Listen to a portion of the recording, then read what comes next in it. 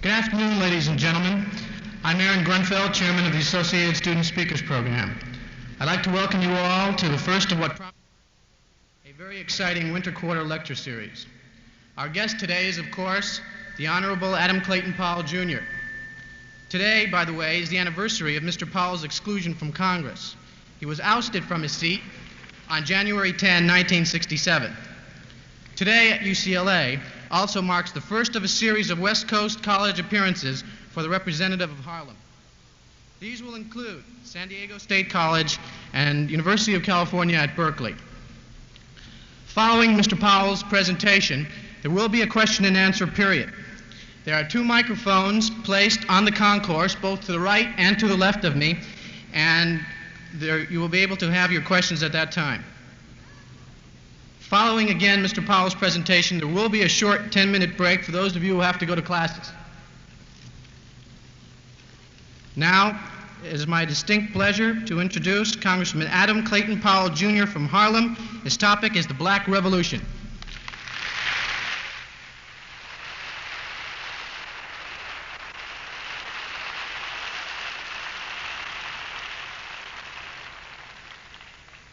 If we must die, let us not die like hogs penned in some inglorious spot. That was Claude McKay, who's dead, and his daughter lives in Los Angeles. He came from Jamaica. I want to read a poem of mine. If each of us can be helped by science to live 100 years, what will it profit us if our hates and fears, our loneliness, and our remorse will not permit us to enjoy them? What use is an extra year or 2 to the man who kills the time that God has given him?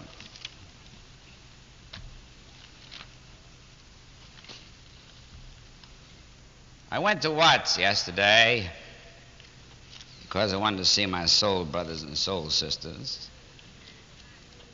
I wanted to utter a silent prayer, which I did, in memory of the 48 that were killed. And I come today to tell you that this republic of ours sprang into being because a black man died. The first person that died that America might be free was a black man, Crispus Attucks from Barbados. And his monument stands in an obscure corner on Boston Commons. And it just may be that the American dream can be recaptured because there are men and women of your generation who are sick and tired of what those of my generation have not done, and you are willing to recapture the American dream at any cost. What happened at Watts? What happened in Detroit? What happened in Newark?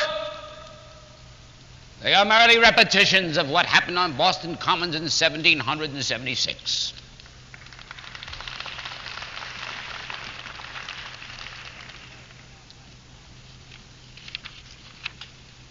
Let us talk first about black power. My friend Stokely is supposed to be here, but he couldn't make it to be here sometime today or tomorrow. He has his view, and I have my view. Now, black power was first originated when I was 12 years old by a semi-literate black man from Jamaica named Marcus Garvey.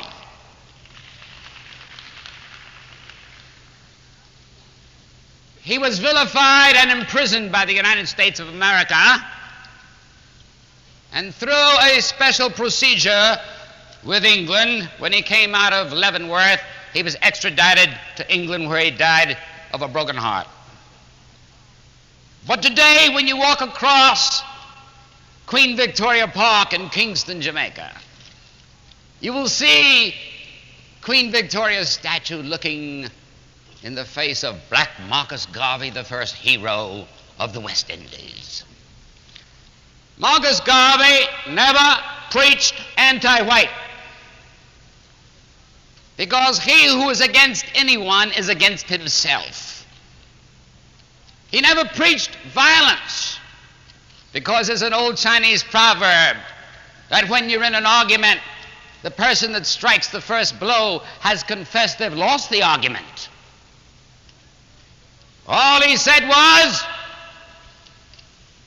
that if Jewish people could have their Hadasses and B'nai B'rith, if Irish could have the Loyal Sons of St. Patrick, if Italians could have the Federation of Italian Societies, if the Poles could have the Polish American Congress, then why shouldn't black men and black women have their own organization the same as they have? That's all. And that I subscribe to.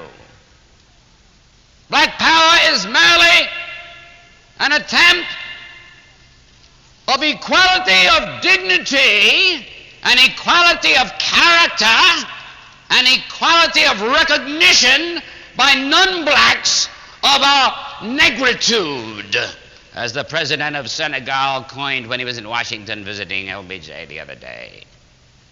We are proud of the fact we are black.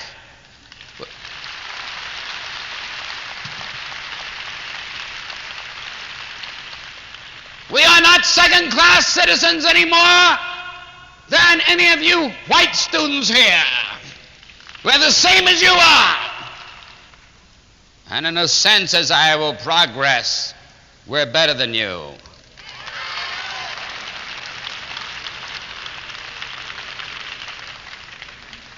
During the past year, 14 universities chartered boats out of Lauderdale, Palm Beach, and Miami to come and talk to Big Daddy. And I told them when they came to see me as we held seminars, I said, the trouble with you young white men and women is that you don't have any leadership. And you don't. Name me a single young leader that you've got. You had your Timothy Leary with his LSD. You had Mario at Berkeley with free speech. And whether you like it or not, or agree with him or not, we got our Stokely Carmichaels, our Rat Browns, our Floyd McKissicks, and the old man of the sea, Adam Powell.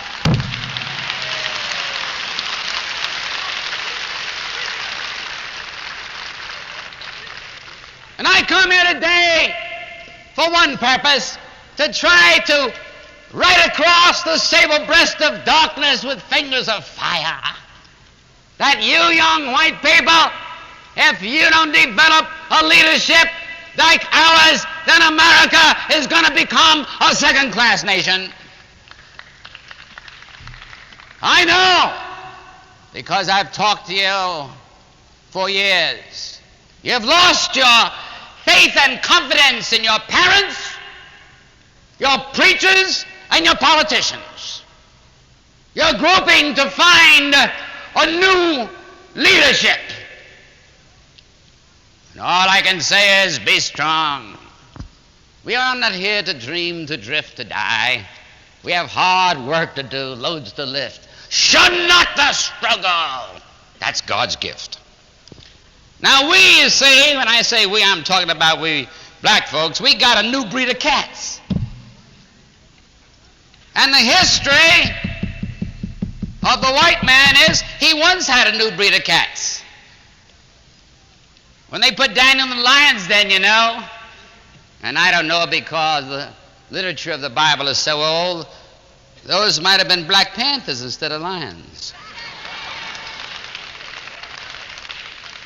And they put Daniel in the lion's den, the cats looked up and saw him coming down, and they yawned and said, here comes another one of our new breed of cats.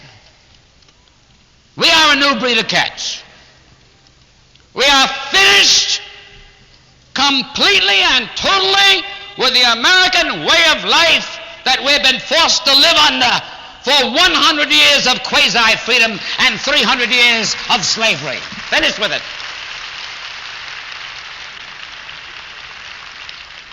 It's gone with the wind. And we've made up our minds in the language of an old Negro spiritual before I'll be a slave, I'll be buried in my grave and go home and see my God. We're finished with it. We are insisting not gradualism, not education, not all these panaceas of legislation, not all these phony civil rights bills that don't mean a damn thing. We are insisting full equality now. And as Sherwood Eddy wrote in his pilgrimage years, whether in the wrong way or the right way, it's going to come, baby. It's going to come. Yes, indeed. How can you, in this day and hour, imagine the chief of police of one of the major cities of the United States, Miami, Florida, say that he is going to send dogs and shotguns into Negro areas when the #1 mafia outfit in the United States is headquartered in Miami, Florida? We're tired of dual standards. One way for white folks and one way for black folks. We're tired of that. And let me tell you that in the process of our black revolution, there are a lot of poor whites that are going to benefit from it. As former chairman of the Committee on Education and Labor, and I have the statistics reconfirmed by Willard Wirtz, Secretary of Labor, I can take you on a tour of Appalachia from Tennessee through Kentucky and on up Georgia and Pennsylvania, where 1,500,000 families in this day of the Great Society, quote unquote,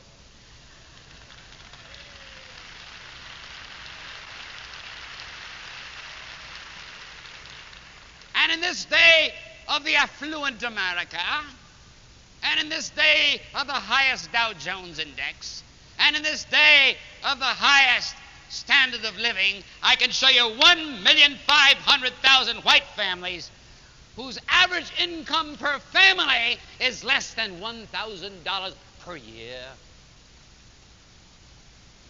And we black people have made up our minds. We're going to free them.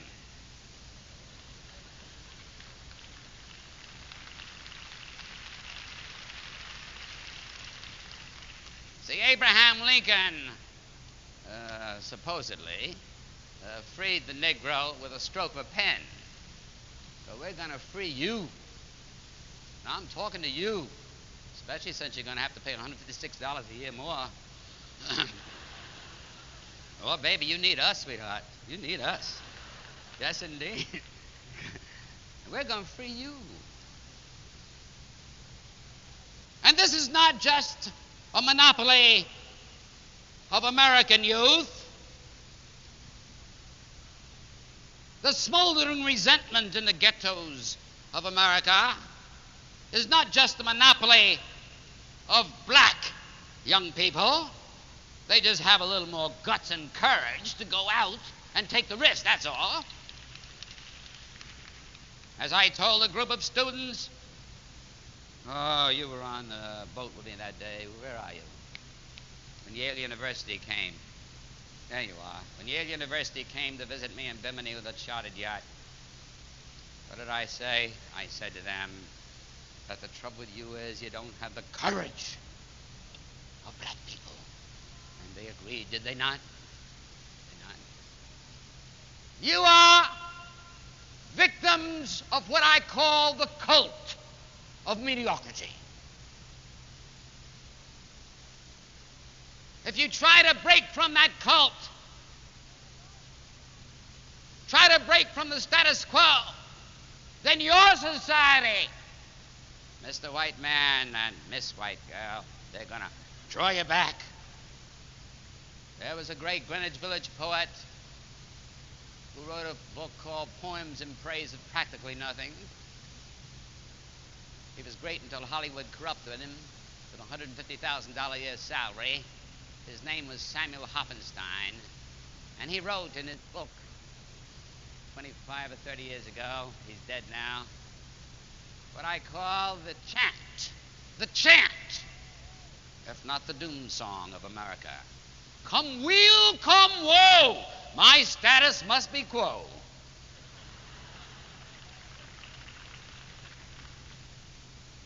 So there is today not a monopoly by black young people, not a monopoly in this ferment that's happening today by even Americans, but all over the broad earth's surging breast, young people, whether they're the mods in London, and thank God for their miniskirts.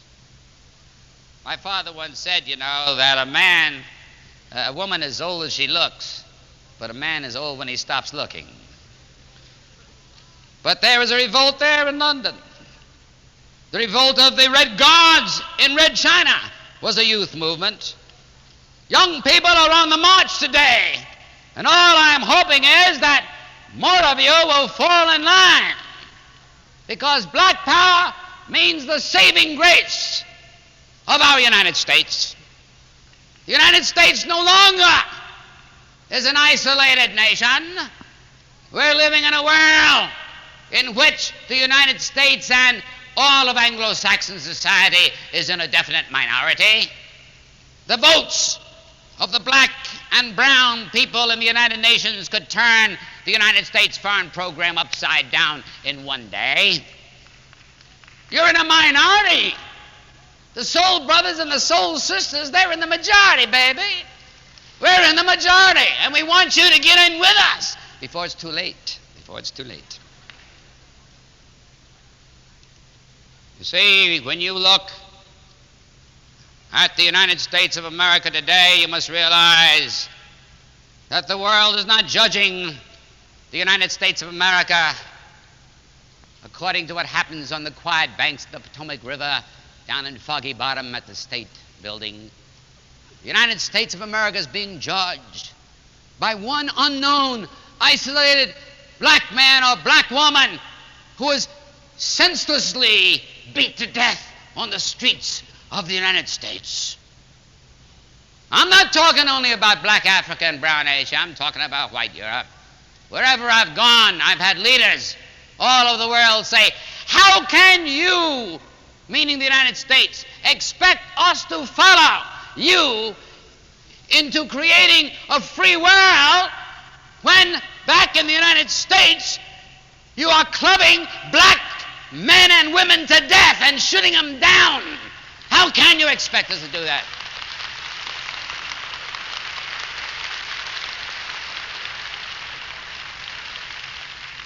Democracy today is a black yardstick.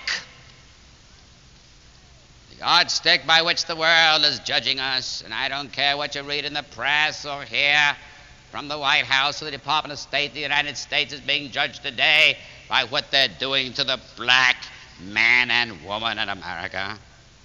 What have they done in Watts? Nothing. Except hold a picnic.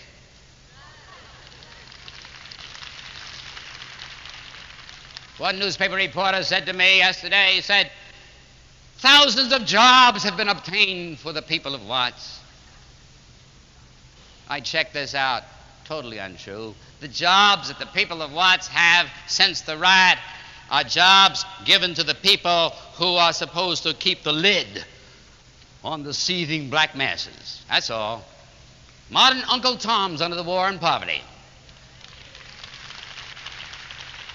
Probably one of the worst things I ever did was to bring out of my committee and pass on the floor the war and poverty legislation. It means nothing.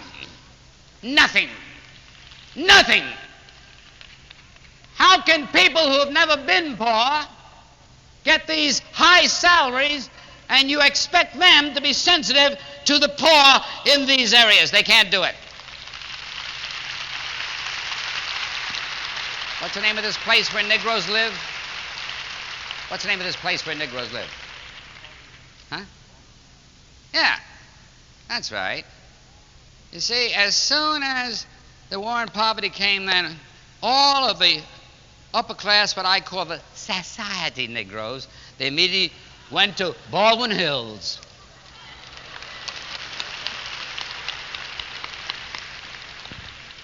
See, but I'm a man of the ghetto. I live on 138th Street and 7th Avenue, and I live in Southeast Washington because I love my people. And I like to be with my soul people where I get some soul food. Hope you haven't given up eating chitlins, hogmaw, ham hocks, black-eyed peas. I hope you haven't given that up. Because when you give that up, you've lost your racial integrity.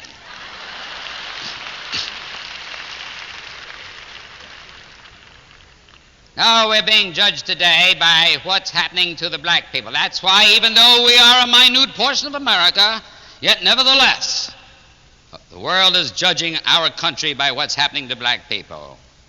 And the future of the United States rests upon the shoulders of these young men and young women who don't even know it, but blindly and resentfully with frustrations are striking out, and they're going to strike out again. I don't want to see it, but I know it's going to be another long, hot summer. I've been trying to keep the lid on Harlem. In New York City, we have 1,200,000 black people and 800,000 Puerto Ricans. That's 2 million people. And the day they ever roll out, then all hell is going to break loose. All hell. I say to you, therefore, that you must not scorn the black revolution. You must not scorn black power.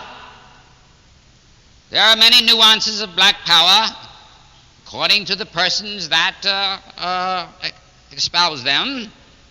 But basically, black power is the drive for immediacy.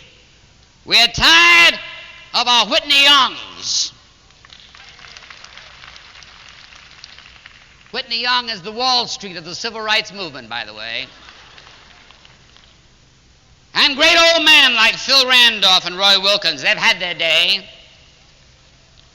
And just the other day, and I'm going to tell the truth because it's not a closed secret, Martin Luther King came to see me in Bimini with 2 of his aides, stayed 3 days, and told me he's reversing his entire philosophy, that he's found out that it wasn't the way to win.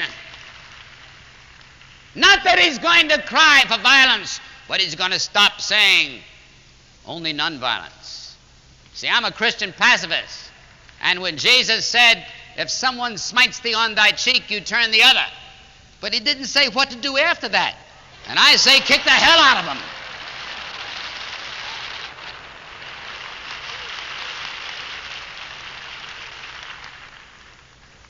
This is not a great society. Our beloved Jack Kennedy, who was my dear friend for years, went to Europe together 3 times. Jack was a dear friend of mine. He glimpsed it. He saw it. He saw it down the road that there was a possibility that America could be cleansed. But they took him before his time because they knew that his dream might become a reality. LBJ tried to. Poor old fella.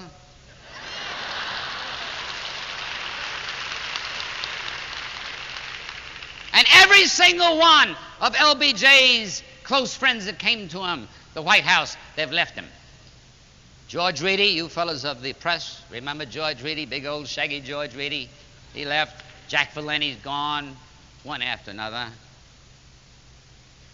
There is no leadership in this land today. There is none.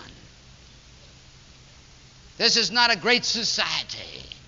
This is a sick society. Sick society. It doesn't matter whether you're black or white, Jew or Gentile, Protestant or Catholic, Republican or Democrat. This is a sick society. A society that has a cancer that's eating out the heart of democracy. A society that has dual standards for black and white. A society where the unemployment rate of black people are 3 times that of white people. A society where Negro youths and their teens have no future whatsoever because the programs that came out of my committee, such as the Manpower Development Training Act, have not got down to them at all. I'm going to lay down a few things tonight, this afternoon, that may smack of treason, but after all, I've gone about as far as I can before they reach out and grab me. I want you to put this in your skull and think about it and dream about it. Whenever the law of man conflicts with the law of God, obey God and not man. And that's what happened to Spock and my friend Reverend Coffin at Yale University.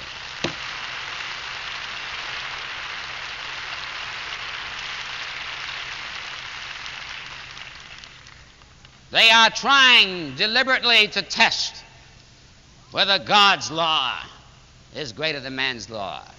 And God help this nation if people who believe in God's law are convicted because they won't obey man's law.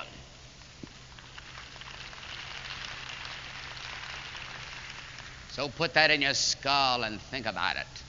Obey the law of God. What is the law of God? The law of God is merely to love everybody and to walk with them and help them along their way, because as you help someone, that someone is going to help you. I give you a challenge this afternoon.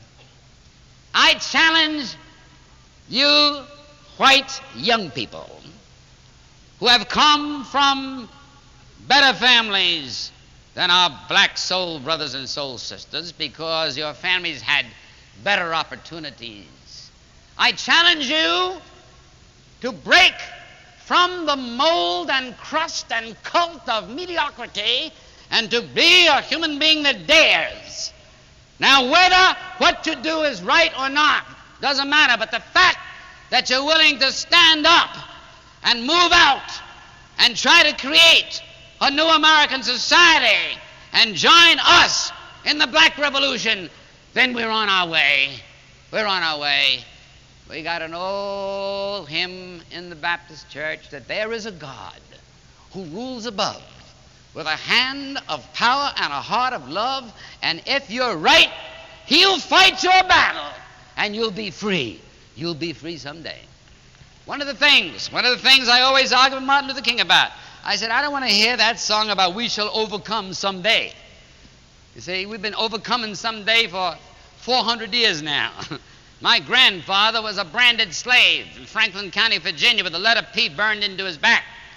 And when I was 10 years old, my father brought him north, and he woke me up in the middle of the night as he was undressing, and I stood on a chair, and I took this finger, and I traced down the back of my grandfather the letter P burned into his back because he ran away looking for freedom. And I swore as a 10-year-old that I would never stop until I erased the memory of that letter P from my mind and from your conscience.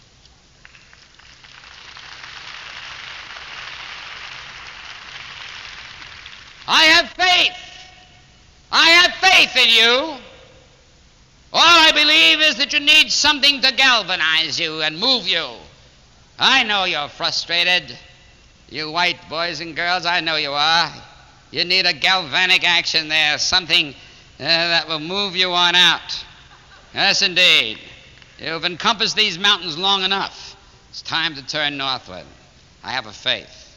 I have a faith that one day, and sooner than you think, and sooner than you dream, and sooner than you hope, that black and white young people are going to walk the streets of America and say, this is our land. This is our land. It doesn't belong to those senile people in Washington. It doesn't belong to the senile people in City Hall. It doesn't belong to the senile people in Sacramento. It belongs to us. We are the wave of the future. Oh yes, one day, I can see you walking together down Watts, side by side, and saying, where my black brother suffers, I'm going to suffer with him. One day, I can see you walking down the streets of Harlem with Big Daddy. The courts can't keep me down but so long.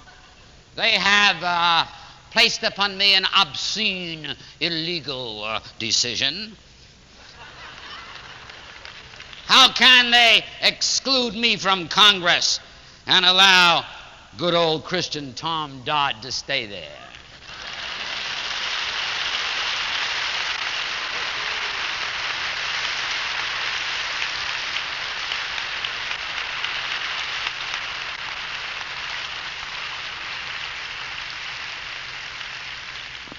Tom Dodd, brought before the Senate, he had to produce, because Drew Pearson had the copies, the files from his own office showing that he had misused hundreds of thousands of dollars.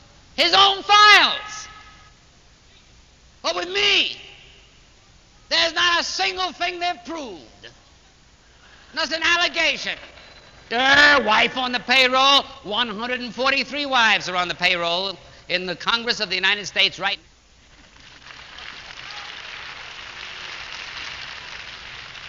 In fact, I forget the name of the fellow who got the Pulitzer Prize 3 years ago on the Scripps Howard Press for revealing the names and the salaries of 143 wives on the payroll. Take that flaming liberal from Portland, Oregon, Edith Green. Edith Green came to me and said, I haven't got the guts to do it, but I need a job for my sister. Will you place her on your payroll? Her name is Mrs. Costello. She got $9,000 a year on my payroll, but Mrs. Green was not charged with nepotism because she was on my payroll. Oh, yes, they talk about spending money abroad. My Lord, you're looking at the #1 piker of the United States Congress. Oh, when I blow this whistle, it's going to be awful. When I blow it, it's going to be awful. I'm going to cite names because all you got to do is read the congressional record of March 10th each year, when every single chairman and every single member of Congress must report by law in detail how much money they spent in travel. So I say that one day I'm going to be back in Congress. Oh, yes. One day I'm going to be back there. And as we say in Harlem, when I do go back, I'm not going to take any tea for my fever. You don't know about that. That's Harlemese. One day, I have faith that this nation is going to be the kind of nation that the brooding man who walked the White House at night said that one day this nation would be a nation that would never perish from the earth because it would be a nation of the people, black and white, for the people, Jew and Gentile, and by the people, Protestant and Catholic. I have that faith. I have that faith.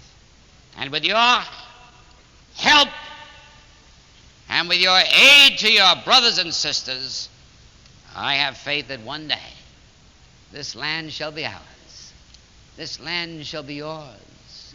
This land shall be the kind of land that our fathers gave their lives for, and that men are dying for. And I say one last thing. How can we impose upon a nation in Southeast Asia a democracy which we do not practice or have here in the United States?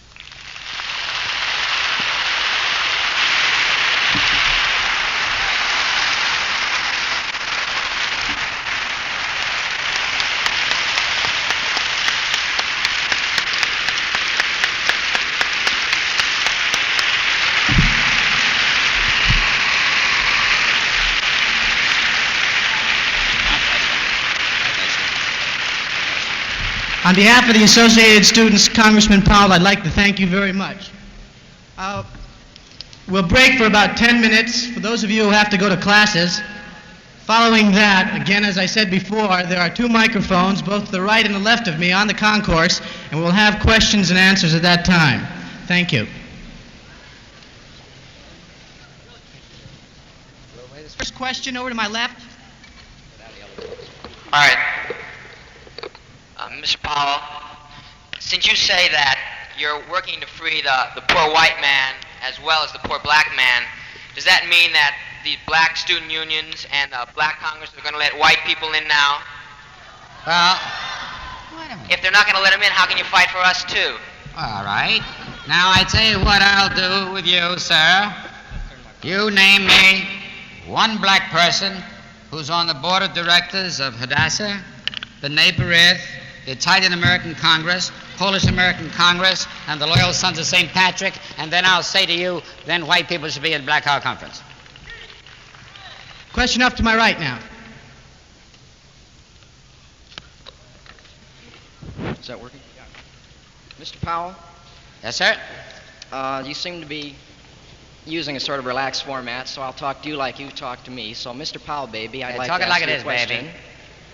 I'd like to ask you a question about what you have to be proud of. You've been talking up there about how you're proud to be a black man, and you got black hair and you got a black suit on. But for all of your vacation, I bet I could beat you out in a suntan contest down at the Santa Monica Beach. You don't look a whole lot like a black man to me. Yeah, all right. And you stand there and you talk about how you're proud of what the young people are doing today and how the young black people have got leadership and the young white people haven't. Now, you don't look a hell of a lot younger or a hell of a lot like the people my age around here. No, I probably look younger than you, although I'm 60. But Okay. black is not a color. Black is a way of thinking. My question to you is still how you can stand and talk to me about being proud of the fact that you're black. You can be proud of something you've done. You've made me plenty angry, and you can be proud of that. I'm glad. But you aren't in a position of having made yourself a black man, and you can't be proud of that. And as long as you continue to emphasize the difference and stand up and say, look at me, I'm the same as you, I'm black. Because when I you're neither think the that same way, nor and black. I love that way, and you don't because you got mad. The question is still, as long as you continue to emphasize the difference, I've done it all my life. then where are you going to Was get? your grandfather a slave? Could you repeat that? My grandfather was not a slave. Well, mine was. Are you And your my grandfather? father was born on You the will day not that rest Robert E. until Lee you've erased surrendered. that man's pee Oh, off his back and the man, memory people of like it. you that are hopeless. You can't erase that unless you forget it, man.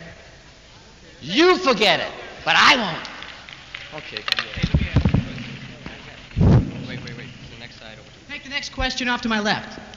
Congressman Powell, I want to ask you this question. As you are a man of God and an ordained minister, how can you feel it intellectually and morally proper to justify malfeasances on your part by citing the malfeasances of others, which we know perfectly well are true? Well, when you say malfeasance on my part, what do you mean? You want to go into Nepotism, travel expenses. What? Nepotism. Nepotism? Sure. You see, the trouble with you white people, you want Negroes to be better than you are. And you say that you're not good, Negro. I don't expect unless any more of you. Not better than we are. I don't expect you to be any better than me, but I don't expect you to be any worse than me either. I'm not or what I either. would want us to be. I'm not either, by the way, baby. I don't know about your life, but I don't think I'm any worse than you. Next question off to my right.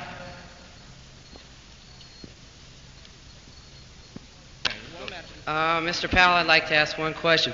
If you purport to be righteous or support things that are righteous, how come it took you so long to say there are other people doing things wrong in Congress? Why didn't you expose it before they kicked you out? Well, that's been a matter of public record in the congressional record, as I said, for years on March 10th. And also, his name is Vance Trimble, fellas, from the press.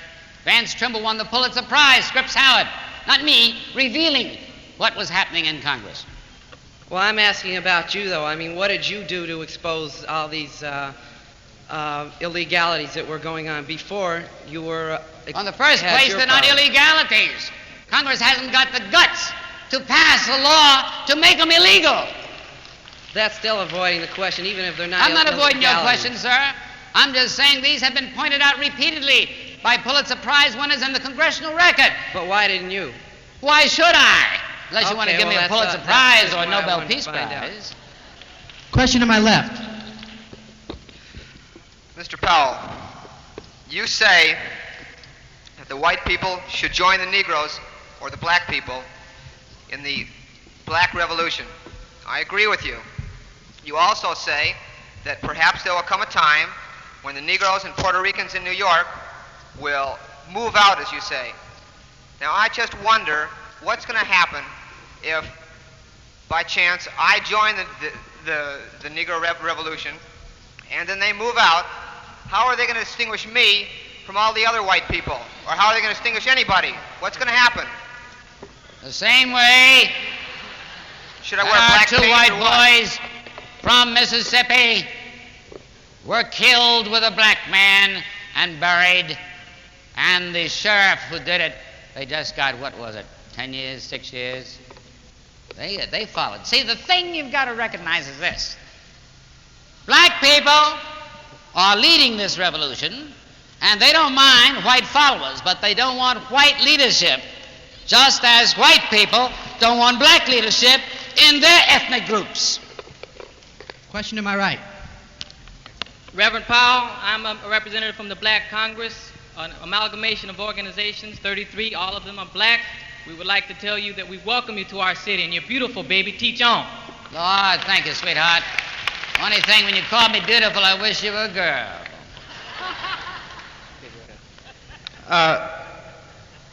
Quite a few people seem to be upset because you said that you're proud to be black. In fact, they were speaking with shaking voices. I want to ask you if we, meaning black people, have been taught to be ashamed that we're black. Oh, yes. Look at your textbooks. All right, I agree with you. One of the reasons why they excluded me from Congress because I had started a major investigation under Dr. Deborah Partridge-Wolfe, chief of the Department of Education of Queens College in New York City, on textbooks and the way they had misinformed the United States of America. Christmas Addicts isn't in hardly any of the textbooks. All of the contributions of Elijah Lovejoy, all the contributions of Bannister, all the contributions of men like Frederick Douglass, they're not in the textbooks. You're taught white. You're brainwashed white. And I want you to be taught American and be brainwashed an American. Right. That's all. So, and by whom were we taught to be ashamed of the fact that we're black? Oh no. See, we belong to the majority today. Beg your pardon? Nothing to be ashamed of. Okay, so we both agree that we were taught to be ashamed of the fact that we were black. Oh, yes. Next question is, by whom? When I came to Washington, D.C. as a duly elected member of the United States Congress, there wasn't a hotel in Washington that would give me a room. I got kicked out of 4 hotels. This, whatever he is up there, talking about me, my color and everything, they didn't care about the color. They knew Adam Powell, a Negro, was in Washington and wouldn't give me a room. I couldn't eat in a restaurant. I couldn't eat in the congressional restaurant. Excuse me. This is why I'm telling you that I'm proud of being black, because I've changed all this by fighting and pushing relentlessly, and will keep on until God gives me a place. Yeah, well, I agree with you, and I'm doing the same thing, but I'm trying to get you to tell us who taught us to be ashamed that we're black. I mean, what people? Oh, well, you go back into slavery when they divided us into the field Negroes and the house Negroes, see? And then they created the Uncle Tom Aunt Jemina system, and then they created Negro colleges, which are existing today only because they get money from the United Negro College Fund, which is totally white. And all this is brainwashing us into a belief of second-class citizenship. Economically, deprived. Politically, disfranchised. Even in the church, more segregation in the church, as Dr. I forget his name, in Cleveland said. More segregation in the United States of America is at 11 o'clock on Sunday morning, when white people go to worship God and won't let black people in. Question to my left, please. Congressman Powell, you were asked a question that should be below the dignity of a congressman to ask, and that is, why should you be proud to be a Negro? A university student who asked this question should be ashamed, because the Negro has had to be proud in spite of people like him. And I would recommend to him that he reads John Hope Franklin and Lerone Bennett and try to enlighten his ignorance, since 10% of the sailors who fought at the Battle of Lake Champlain were Negroes, and since Negroes fought 937 engagements on the American plains to secure this country. And tell him that here's one that invaded 7 times before he was 21 for these United States, and what in the hell has he done to be proud of? That's right. That's right. And look at this university. Less than 1% of the student body is black. Mr. Powell? Yes, sir. My name is Vernon Moon. Vernon Miller? Vernon Moon, M-O-O-N. Mm-hmm. I'm only telling you... Are you any relation to Buckling Moon, by the way? Beg your pardon? Are you any relation to Buckling Moon? No, I'm not. Uh-huh. I'm from the Bronx in New York, and I think that a lot of people, black, white, regardless of what their complexion may be, do not really understand how acute the problem is for the person of this particular pigmentation and affiliation in this country. That's correct. Now, what I would like to know from you is, how can we, without getting over-emotional, how can we try to let the white populace that is perpetually being bombarded by the white mass media, how can we let them know? How can we inform them and not at the same time, I don't know how to put it, create more isolate them or make them hostile towards us? I mean, because you know yourself, if you want to do something and your conscience tells you it's wrong, but you still want to do it because it gives you pleasure, you hate your conscience, no matter even if your conscience is right. Right. So what I'm trying to find out is, how do you convey the message to them without making them feel guilty or defensive? How do you just talk to them? Well, frankly, that's one of the things that worries me now, because we are a captive nation. I'm not blaming all these ladies and gentlemen who are here from the news media, because what they do is edited by someone when it goes up to the top floor to be printed or to go on TV. But the news media, not from these ladies and gentlemen, but the top floor people, they are not presenting the picture as it should be, or presenting the wrong picture. I don't know how to do it, frankly, except if you can have more people, black and white, such as myself, who will go out and talk to audience such as you throughout this nation, as I am going to do and others are doing, that we can get the message across, and then each one of you become a cell and tell the message to 10, and tell each one of the 10 to tell a message at 10. And that's the only way we're going to counteract this whole picture, especially in view of also our textbooks and our second-class schools and inferior equipment in the black ghettos. Also, otherwise, I would like to know, why is it that it seems to me, maybe I'm wrong, but it seems to me that whenever you yourself, when you were in Congress and recognized as a congressman, whenever you did something that was of a positive nature, it was played up for a short time and then forgotten about. But whenever you did anything that was questionable to the establishment, or questionable to the powers that may be, or questionable to the conformity of the society in which we live in, even if it was a small thing, it always got played up and played up and played up in the papers. And like, for instance, when you went to Congress, I believe there's a barbershop there in Congress, and Representative Dawson was not going to that barbershop because they wouldn't cut black men's hair. And you went there and you got a haircut, and all the Congress people there resented you for not going along with the program because you're black. You can't get a haircut in that barbershop. Now, they don't play something up like that you do for the black man. They only play up the stuff that you do that might be questionable.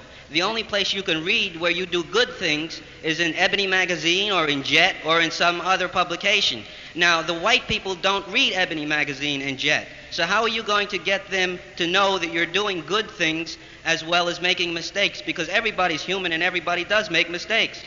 Now, President Kennedy in writing, President Johnson in writing, Speaker John McCormick in writing to me, told me that I was the best committee chairman in the history of the United States because I passed 60 laws in 6 years and didn't suffer one defeat and turned the whole program of labor and education.